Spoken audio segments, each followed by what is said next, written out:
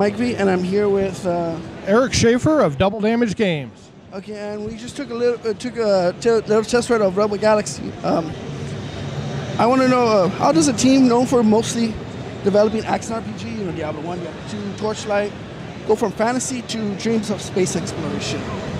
Well, I've been making fantasy games my whole life. I started with the Diablo stuff and then the Torchlight stuff, and so it was time for me to do a space game. I've tried to do them in the past, but I've already quit the company or something's always come up.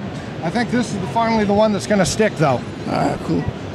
Will this be a traditional space game, i.e., like, because most space games are like militaristic, it's like all about military might, and will this be like more like a military style space game, or like because with the trailer that I saw, it had like a Western twang feel to it. Yeah, it's kind of a frontier, almost Western-y atmosphere with blues music and steel guitar. It's a very gritty space world that's more adventure-y than militaristic, I'd say. It's, Wild Western space-based game. Right. So, and you could actually play the game with doing very little combat. You could be a miner out there or a cargo runner and avoid the bad guys. But there's a lot of combat too. But I'd say it's an adventure in a frontier space, not a military hardcore thing. Okay, what can you tell us, if anything, about the story of the game? Well, the story is you are a spaceship captain who's inherited this spaceship from a mysterious aunt. You kind of follow the storyline of what happened to this aunt, where she is now, and you sort of take it from there. I don't want to give away too much about the story, but it's sort of you learn your place in the galaxy. Yeah. Okay. In one of the trailers for the game, there was a scene where players were able to make choices. Will this feature be in the game, and so will the game change based on the decisions?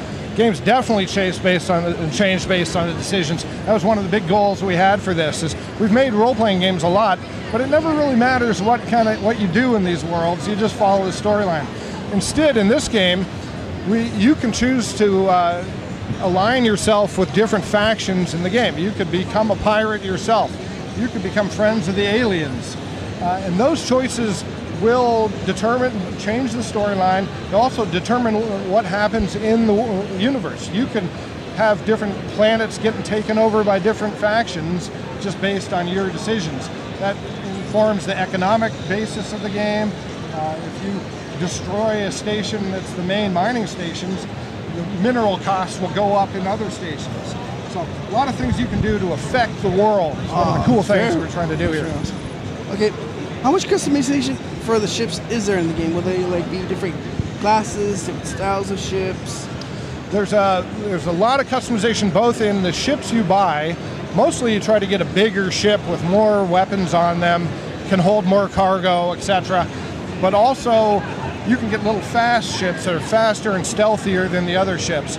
But then even after you get your different ships, it's all about the different weapons you buy, the different sensor systems, the different defenses, scanners, engines, etc. A lot of different upgrades. Okay, one of the problems that most space games tend to run into is the size of the solar system, the quadrant, the space that it takes place in. How big is the game, and it's like, are there any definite borders like if you can this is the whole space and that's all you go? Yeah, we are non-realistic on our size of our galaxy and how fast it takes to fly around.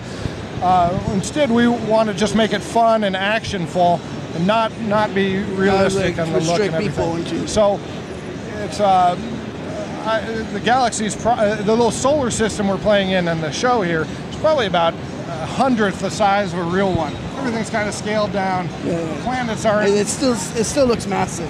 Yeah. Like when you when you were showing me the game earlier, you pulled up the map, and I was like, you're only this little section, and there's still so much of the map to be explored. Oh yeah, a lot of exploration to do. Each system has 10, 20, maybe even more stations. A lot of little mystery points to explore. So lots to do. It's just more compact and realistic. In my preview of the game that I did before the show, I did some research on it, and when I was looking up the game, my first thought was like, it kind of reminds me of Star Citizen, a game that has yet to release. Is there anything that the game Robo Galaxy does to stand out from the rest of the space race? Yeah, I think the naval style combat is a lot different than the Star Citizen or Elite Dangerous or these other space games. Most of the other space games are kind of dogfight based. They're also real 3D space.